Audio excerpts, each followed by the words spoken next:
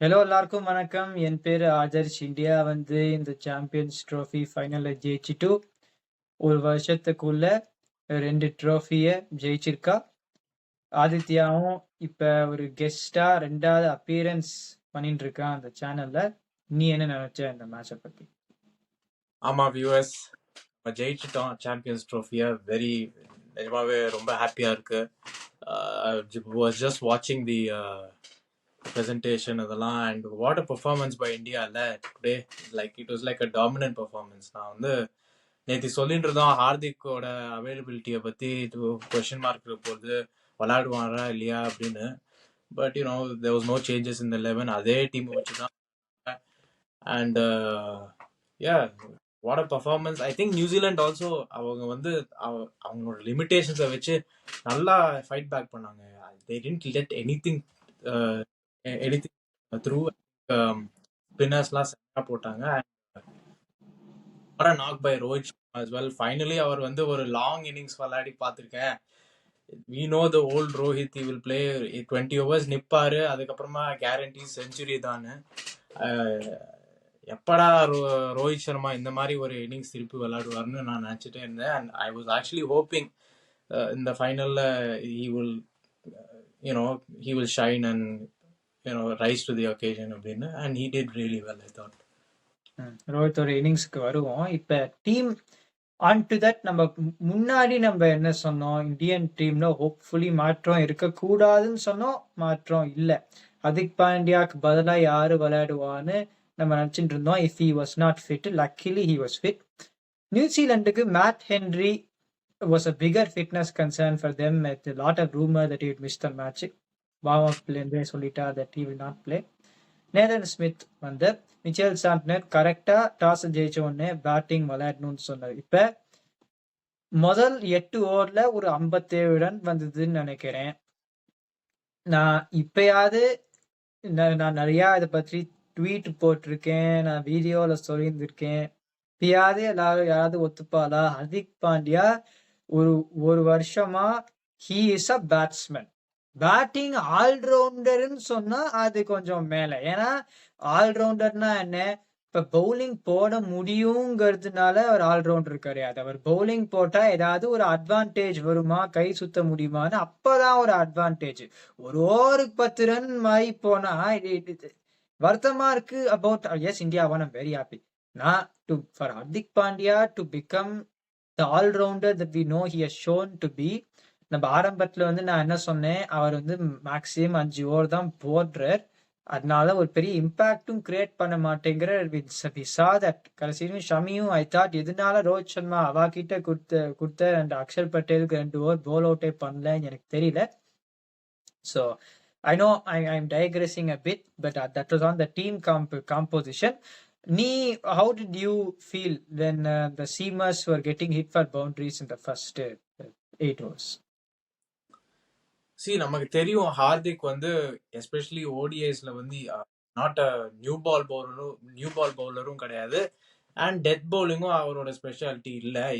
Usually plays that role of the extra seamer தான் டீம்ல to get to இந்த middle ஓவர்ஸ்ல சில இம்பார்ட்டன்ட் பிரேக் த்ரூஸ் வரதுக்கு தான் ஹார்திக் பாண்டியா பவுலிங் போடுவாரு.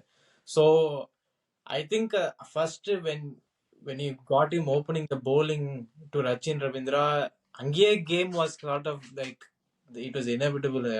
He was all towards the end. Hardik, when Rohit Sharma Axar Patel ஒரு ஓவர் இருந்து கொடுத்துருக்கலாம், பட் அவர் திடீர்னு சீமஸ்க்கு டர்ன் பண்ணிட்டாரு. நீ சீமஸ் சேஞ்ச் பண்ணிட்டாரு, அப்படியே பிளானை சேஞ்ச் பண்ணி ஷமி ஹார்திக் கிட்ட பாலை கொடுத்துட்டாரு.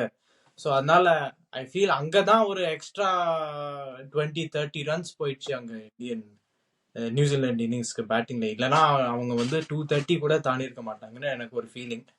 ஸோ நீ சொல்ற மாதிரி ஹார்திக் கொஞ்சம் நீ சுமாரா தான் போட்டார். அப்புறம் இப்ப நடு ஓவர்ஸ்ல ஏதாவது எங்க நம்ம நியூசிலாந்து பாயிண்ட் ஆஃப் வியூ அந்த மேட்ச் தோத்தானா, இப்ப நம்ம இந்த ரீசன்ட் டைம்ஸ் நம்ம பார்த்திருக்கோம், இந்த டோர்னமெண்ட்டையும் நம்ம பார்த்திருக்கோம், வேர் கன்சாலிடேஷன் சொல்லி of course batting at that point in time the emotions will be different, the pressure will be different. இப்ப டயல் மிச்சல் 63 of 101, டாம் லேத்தன் 30 பந்து விளையாடிட்டு 14 ரன் அவுட்டும் ஆயிட்டார். எதனால அந்த மிடில் ஓவர்ஸ்ல இந்தியாவுக்கு எட்ஜ் கொடுத்தோம்னா the batsman not getting bogged down against spin. Power பிளேல ஆகணும்னா வந்த உடனே ஓகே 75 ஃபார் 3னா இந்தியன் பேட்டிங் ஆஃப் மாதிரி ஓகே பேட்டிங் டெப்த் நம்பர் 8ன்னு சொன்னாலும் இப்ப Glenn Phillips would you want him walking out earlier? No. அப்புறம் யாரு மைக்கேல் பிரேஸ்வெல் கேன் பேட் இன்னைக்கு ஒரு 53 அடிச்சார். அவர் வந்து ஒரு 25 ஓவர் பாக்கி இருக்கச்சே மைக்கேல் பிரேஸ்வெல் இறங்குறதுக்கான அந்த ஆசையா இருக்குமா? இருக்காது. மிச்சல் சாண்ட்னரும் 25 ஓவர் இருக்கச்சே அவர் இறங்கணுங்கிற ஆசையா இருக்குமா? இருக்காது. நேத்தன் ஸ்மித் கேன் பேட், கடைசியில Kyle Jamieson can bat. But India மாதிரி ஒரு ஃப்ரண்ட் லைன் பேட்டிங் ஆப்ஷன்ஸ் இல்லை. அதனாலதான் எனக்கு புரியறது okay they played slow, they didn't want to lose wicket. But that was the key performance indicator for this match, that you do not get bogged down against spin. ஆனா அப்படிதான் நடந்தது. What was your view on that? நீ பாத்தீங்கன்னா உனக்கு countries like இப்போ England, New Zealand, Australia, south Africa அவங்க எல்லாருமே பார்த்தீங்கன்னா ஸ்பின்னு கொஞ்சம் விளையாடுறதுக்கு கஷ்டப்படுவாங்க. Because they are not technically sound. அவங்க நம்ம இந்தியாவில் பண்ற மாதிரி அங்கே அந்த ஊர்லலாம் டெக்னிக் ட்ரில் பண்ண மாட்டாங்க. ஸோ அதனால அந்த நம்ம இந்தியன் பேட்ஸ்மேன் இந்தியன் ஆர்டர் என்ன ஸ்ட்ரென்த் இருக்குன்னா their ability to rotate strike against spin. அது பார்த்தாலே தெரியுது. Practice like it's something that they take very seriously. அதை ரெகுலராக ப்ராக்டிஸ் பண்ணுவாங்க. டெடிக்கேட்டடாக ரொட்டேட்டிங் ஸ்ட்ரைக் அகேன்ஸ்ட் ஸ்பின் அதை ஒரு பெரிய எம்ஃபசிஸ் வச்சு ப்ராக்டிஸ் பண்ணுறாங்கன்னு தெரியுது. So it's very important. இப்போ பிளேயர்ஸ் லைக் இப்போ விராட் கோலி, லெட்டலோன் விராட் கோலிகிட்ட அவருக்கு ஒரு டெக்னிக்கல் எரர்னு நீ நிறைய வாட்டி சொல்லியிருக்க. அண்ட் ஒரு வீக்னஸ் இருக்கு ஸ்பின்னர்ஸ் கிட்ட. அவர் எஸ் இந்த part time spinners like Maxwell, Rachin அவங்கெல்லாம் போட்டு அடிச்சிருவான். But he has a weakness against spin. But aside from Virat Kohli, நீ பார்த்தீங்கன்னா ஸ்ட்ரேயஸ் ஐயர் எடுத்துக்கோ. without even checking score, like suddenly அவர் வந்து ஒரு 30 runs 40 runs தாண்டிடுவாரு at 100 strike rate. ஸோ அந்த ஸ்ட்ரைக் ரொட்டேஷன் ரொம்ப இம்பார்ட்டன்ட் அகேன்ஸ்ட் ஸ்பின்னர்ஸ். ஏன்னா அவங்கள செட்டில் பண்ண விடக்கூடாது. ஓடிஏல spinners play very important role in the middle overs. ஏன் ஸ்பின்னர்ஸை கொண்டு வருவாங்கன்னா அந்த ஸ்ட்ரைக் ரேட் லைக் ஸ்கோரிங் ரேட்டை கொஞ்சம் ஸ்லோ பண்ணுறதுக்கு தான் ஸ்பின்னர்ஸ் கொண்டு வருவாங்க. விச் ஐ திங்க் நம்ம spinners 4 spinners did a very good job. a fantastic job at controlling the run rate in the middle of the innings ன்னு தோன்றுது. இப்ப நீ சொன்ன மாதிரி கடைசியில அந்த சீமர்ஸ் கொடுத்ததுனாலதான் ஒரு 20 ரன் கூட வந்தது. அதாவது அந்த ஒரு அவுடேட்டட் திங்கிங். லெஃப்ட் ஹேண்டர் இருக்கிறதுனால லெஃப்ட் ஆர்ம் ஸ்பின்னர் போடக்கூடாதான். இப்ப வந்து நிறைய பேர் இப்படி ஐபிஎல்லையும் பண்ணி இன்டர்நேஷனல் கிரிக்கெட்லயும் பண்ணி அவ டீம் எல்லாம் அப்படியே அழிஞ்சே போறது. இன்னைக்கு நான் வந்து 250 வந்த உடனே அது 30 run under the winning score தான். So India would have had no excuse not to chase this. But நான் என்ன நினைச்சேன்னா, why make life difficult for yourself? ஒரு சைக்கலாஜிக்கல் ஃபேக்டரா 230 250 இஸ் டிஃப்ரெண்ட் இது. ஸோ நியூசிலாண்டோட பேட்டிங் பத்தி நம்ம பேசிட்டோம். இப்போ Indian spinners before I go on to their batting நான் இது சொல்லிகிட்டே இருந்திருக்கேன். அப்பார்ட் ஃப்ரம் தட் 3வது குரூப் மேட்ச் எந்த ஸ்பின்னராவது இந்த வென்யூல 2 விக்கெட்டுக்கு மேல எடுத்திருக்காளா? இருக்கல. நான் வந்து வருண் சக்கரவர்த்தி கிட்டதான் திருப்பியும் கஷ்டப்படுவான்னு நினைச்சேன். இப்ப Axar Jadeja go just about 3 over after bowling 18 overs. ஸ்பின்னர்ஸ்லே ஹையஸ்ட் economy ரேட்னா வருண் சக்கரவர்த்தி தான் 4.5. So they could not rotate the strike against the other bowlers, also clueless against spinner தான் honestly speaking. போட்டோன்னே அதனாலதான் I feel that they lost their way இந்த middle overs. அப்புறம் இது சொல்லிதான் ஆனும். சாதாரணமா துபாயில வந்து ஸ்பின்னை சீக்கிரமா கொண்டு வரக்கூடாது.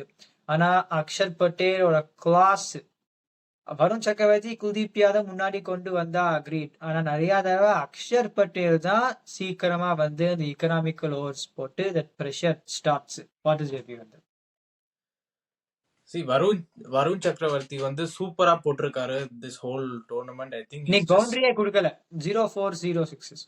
yeah. And ரோஹித் வந்து usually he brings on spin பாத்தியானா just to like bring the rate down, run rate down is why he brings on spin. இப்ப வந்து வருண் சக்கரவர்த்தி அப்படி இல்ல. அவர் வருண் சக்கரவர்த்தியை கொண்டு வர ரீசன் என்னன்னா இஸ் லுக்கிங் ஃபார் விக்கெட்ஸ். அவருக்கு ரோஹித் சர்மாவுக்கே அந்த பிலீஃப் இருக்கு, வருண் சக்கரவர்த்திக்கு தான் he will have the chance to get the wicketன்னு அவருக்கே ஒரு பிலீஃப் இருக்கு அவன் மேல. ஸோ அதனால வருண் சக்கரவர்த்தி has risen to the occasion and he's really bowled well எனக்கு தோணுது. நான் வந்து என்னோட மேன் ஆஃப் த டோர்னமெண்ட் கண்டென்ஷன்ல அவர் அவர் நான் தான் அவருக்கு தான் மேன் ஆஃப் த டோர்னமெண்ட் கொடுத்துருப்பேன். ஏன்னா அவர் சூப்பரா போட்டிருக்காரு. Key wickets, key breakthroughs he has got for India. So yeah, and நீ என்ன வேணாலும் சொல்லலாம், வந்து நியூசிலாந்து சரியா ஆக்சிலரேட் பண்ணல, ரொம்ப ஸ்லோவா விளையாடுறாங்க. கடைசியில மட்டும்தான் ஆக்சிலரேட் பண்ண Daryl Mitchell too many dot balls விளையாடினாரு அப்படின்னு நீ சொன்னா. பட் சி இந்தியா மாதிரி ஒரு டீமுக்கு நேரம் விளையாடுறச்சே இந்த 4 டாப் கிளாஸ் ஸ்பின்னர்ஸ் அவங்க மேல ப்ரெஷர் போடுறது is very difficult. So especially in this subcontinent wicket like Dubai. So I think it just shows India just dict all boxes. நடுவுல திருப்பி ஒரு ரச்சின் மாதிரி ஒரு ஆள் இல்லைன்னா ஒரு அலெக்ஸ் கேரி மாதிரி ஒரு ஆள் வேண்டியது நியூசிலாந்துக்கு. அலெக்ஸ் கேரி வந்து நம்ம பார்த்தோம் அந்த செமிஃபைனல்ல how he play that knock. அந்த மாதிரி ஒரு இன்னிங்ஸை விளையாடுறதுக்கு வந்து ஏதாவது good player spin. By the way நான் நினைச்சேன் இந்த மிஸ்ட்ரி ஸ்பின்னுக்கு தான் கஷ்டப்படுவான்னு நினைச்சேன். ஆனா இன்னைக்கு வந்து இன்னும் எல்லா ஸ்பின்னர் போட்டாலுமே கஷ்டம் பட்டுருந்தா. அக்ஷர் பட்டேல் மட்டும் 10 ஓவர் போனதுன்னா 230க்கு மேல ஸ்கோர் தாண்டி இருக்காது. இந்தியன் பேட்டிங்க்கு போயிடலாம். ரோஹித் சர்மா பத்தி பேசிட்டோம். இப்ப I think there should be a disassociation between power play and mid overs. Power பிளேல அடிக்கிறது அட்வான்டேஜ் கொடுக்கறது அடிச்ச உடனே கண்டிப்பா பாராட்டலாம். ஆனா பவர் பிளேல அட்வான்டேஜ் கொடுத்தாச்சு. இப்ப middle ஓவர்ஸ்ல how will you extend that advantage? Rohit Sharma has got all the capability that he needs. He can extend that advantage in the middle overs, and அந்த மாதிரி விளையாடி தான் he's been a legend for India. இன்னைக்கு நம்ம பார்த்தோம் இந்த ஒரு சேஸ்ல வந்து 100 பார்ட்னர்ஷிப் அப்புறமா they have lost 6 wickets for 154 runs. It's not an easy chase. அந்த வந்து 50 பந்துல 3 for 19 அந்த ஃபேஸ்க்கு அப்புறமா they managed it really well. They required the class of this batting lineup to manage it. வேற எந்த லைனப்பா இருந்தாலும் New Zealand they were a lot of belief that they could win that game. In the case that they were asking questions. ஆனா அந்த timely strike rotation அப்புறம் boundaries also அதுதான் யாருமே ஒரு பெரிய score அடிக்காட்டாலும் they did their job in then form these small partnerships. ஆனா ரோஹித் சர்மா வந்து அந்த இன்னிங்ஸ் அடிச்சது set the tone and continued on. அதுதான் we've always wanted to see that from him. Luckily he did that today. விழுந்த விக்கெட்டும் gifted wickets. நிறைய சேனல்ல ஓசி விக்கெட்னு சொல்லியிருக்கேன். Okay, Glenn Phillips நல்லா ஒரு கேட்ச் பிடிச்சார். பட் அந்த வாய்ப்பு எதுக்காக கொடுக்கணும்? இப்ப cover fielder is out, mid of fielder is in. அப்ப போய் மிட் ஆஃப்க்கு மேல தூக்கி அடிக்க பார்த்துட்டு 100 for no loss தேவையான்னு எனக்கு தெரியல. விராட் கோலி நீனும் சொல்லிட்ட, நான் முன்னாடியே சொல்லிட்டேன். அதாவது you are reaching so far in front of you, bat face-உம் இப்படி திரும்பி you're letting the ball beat the bat and hit the pad. Now you've got some technical issues to sort out against spin. ஸ்ரேயஸோட shot அது என்னன்னு புரியல. இப்படி காலம் நான் நகர்த்தினர். அதுக்கப்புறம் ஒரு shot he tried to play it over the backward square like fielder. He was caught. Axar பட்டேலும் அது தேவையில்லாத ஒரு ஷாட். ஸோ கிஃப்டட் விக்கெட்ஸ் தான். யாருமே ஒரு மாதிரி they didn't get out to an outstanding delivery or anything like that. So I thought it was a clinical, overall I still say it's a clinical chase from India. இப்ப வந்து நியூசிலாண்டோட பவுலிங்னு சொன்னோம். நான் ப்ரீவியூல நிறைய தடவை சொல்லியிருந்திருக்கேன் தட் ஆடம் மில் மாதிரி ஒரு experience bowler can bowl the start and at the death. அவர் எடுத்திருக்கணும். they had 2 chances to bring him in, they didn't. நீ இந்த fast bowling attack and the way they use the spinning resources பத்தி நீ நல்லா பேசின. what do you think about that? See, I think 250 was not enough. எல்லாருக்கும் தெரியும், ரொம்ப கம்மியான ஸ்கோர் தான் அது. ஆக்சுவலி ஒரு 30 runs அண்டர் பார்னு நான் சொல்லுவேன். பட் கன்சிடரிங் தட் இவ்வளோ க்ளோஸா மேட்சை கொண்டு வரதுக்கு இட் ஷோஸ் அவங்க வந்து சூப்பரா பிளான் பண்ணி டைட்டா போட்டிருக்காங்க அவங்களோட லிமிடேஷன்ஸை வச்சுட்டு. ஏன்னா அவங்க ஃபுல் பவுலிங் அட்டாக் இன்னைக்கு கிடையாது. இவர் மேட் ஹென்ரி இல்லாததே அவங்களுக்கு half the game போயிடுச்சு chance. That was the game, half the game there mat Henry இல்லாதது. எஸ்பெஷலி ஏதாவது ஒரு பவுலர் ரோஹித் சர்மா அவுட் ஆக்க சான்ஸ் இருந்ததுன்னா மேட் ஹென்ரிக்கு தான் இருந்தது. வேற யாருமே I don't think any bowler would have got him out. So yeah, I think நீ சொல்ற மாதிரி மேட் ஹென்ரிக்கு ரிப்ளேஸ்மெண்டா ஒரு எக்ஸ்பீரியன்ஸ்ட் பவுலர் கொண்டு வரணும்னா Adam Milne would have made sense. Nathan ஸ்மித்தை பத்தி எனக்கு ஒன்றும் தெரியாது. நான் ரொம்ப நியூசிலாந்து கிரிக்கெட்லாம் ஃபாலோ பண்றது இல்லை. பட் நல்லா போடல இன்னைக்கு அவர். அண்ட் பட் அவங்க ஸ்பின்னர்ஸை வச்சு, அந்த பார்ட் டைம் ஸ்பின்னர்ஸை வச்சு, Ravindra and Mitch Santner, Glenn Phillips, அவங்கள வச்சு சூப்பரா மெனிப்புலேட் பண்ணி ஃபீல்டு கரெக்டா செட் பண்ணி சூப்பரா போட்டாங்க. நியூசிலாந்து டைட்டா போட்டாங்க. didn't let anything through. and the fielding was also super. like I think ஒரு சிங்கிள் கூட விடல. அந்த பெரிய மூமெண்ட் இந்த கேம் ஸ்ரேயஸ் ஐயரோட டிராப் கேட்ச், அது might have been a very big moment in the game நான் சொல்லுவேன். ஏன்னா அந்த கேட்சை பிடிச்சிருந்தா ப்ரெஷர் வாஸ் ஆன் இந்த இந்தியன் டீம். ஸோ அதனால very good effort by New Zealand தான் நான் சொல்லுவேன். அவங்க ஸ்பின்னர்ஸ் நல்லா set their field properly and bowl to their field and bowl really tight lines and length நான் சொல்லுவேன். இப்ப அதான் நான் வந்து இந்த நேத்தன் ஸ்மித் பாகிஸ்தானுக்கு நேரம் அந்த ஆரம்பத்துல 2 ஓவர் தான் போட்டார் இந்த மேட்ச்ல. இந்த மேட்ச்லயும் 2 ஓவர் போடுறார். வந்து அவருக்கு மேல ஒரு நம்பிக்கையே இல்லாத மாதிரி இருக்கு. கேஎல் ஜேமிசன் நான் முன்னாடியே சொன்னேன், கடைசி அவர் முதல் 5 ஓவருக்கு அப்புறமா போலிங்கே போட முடியாது ஒயிட் பால் கிரிக்கெட்ல. அதை நம்ம பார்த்தோம். வில் ராக் இன்எக்ஸ்பீரியன்ஸ்னால திருப்பியும் ரன் போன எல்லாருமே அந்த பாகிஸ்தான் பங்களாதேஷ் கிட்ட அடிச்சுட்டு இருக்கச்சே நான் என்ன சொன்னேன், இந்த அட்டாக் பார்க்கறதுக்கு நல்லா இருக்கும் when they're succeeding. Matt Henry strike பண்ணலன்னா up front they can bowl economically the spinners. அதுவும் இந்த மாதிரி ஒரு venue கண்டிஷன்ஸ்னாலதான் they could bowl economically. இப்போ பாகிஸ்தான்ல இந்த மேட்ச் நடந்திருந்தா, ஒரு லாகோர் மாதிரி ஒரு வென்யூல இந்த மேட்ச் நடந்திருந்தா, with the spinners have bowled it economically, no, எனக்கு பொறுத்த வரைக்கும். அதனால்தான் இது வந்து they did a big mistake by leaving out Adam Milne and the experience of their attack. But they did well with the resources they had, நீ சொன்ன மாதிரி. But I'm very happy that India won this trophy. அதுவும் இன்னும் along with the great news of winning the trophy, எனக்கு தெரிஞ்ச வரைக்கும் யாருமே retire ஆகல. The 2027 World Cup is there to be won with this squad, in a deserving set of players with the cricket they've played in the last few years. உனக்கு MS Dhoni ஒரு great fan of him.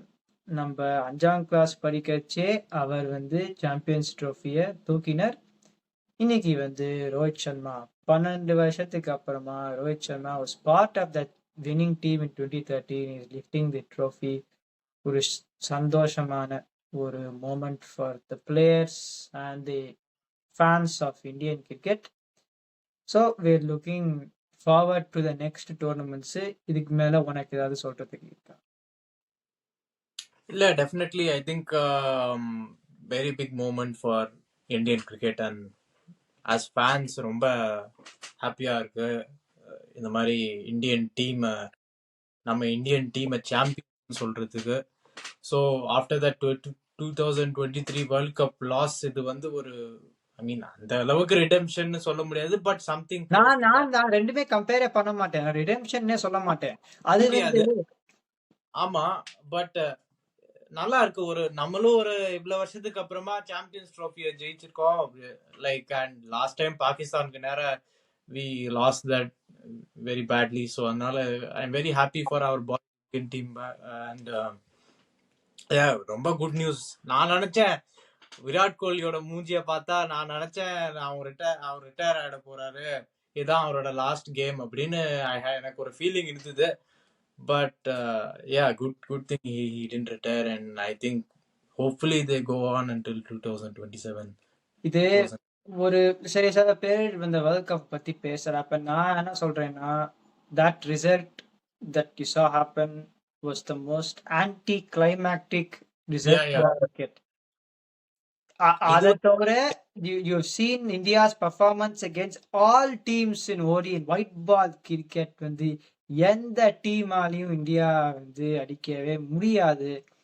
அவ வந்து one day கிரிக்கெட்டா இருக்கட்டும், T20 கிரிக்கெட்டா இருக்கட்டும், with one day cricket with this squad we have seen how they done the T20 cricket. IPL is a conveyor belt of talent.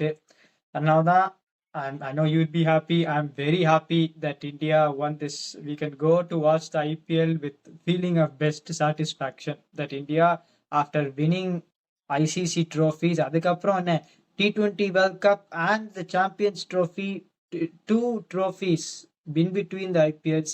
இப்போ வந்து இதுக்கப்புறமா ஜாலியா ஐபிஎல்ல வந்து பார்க்கலாம், நிம்மதியா பார்க்கலாம் ஐபிஎல்ல. So I'm very happy for the players. It is a great moment today.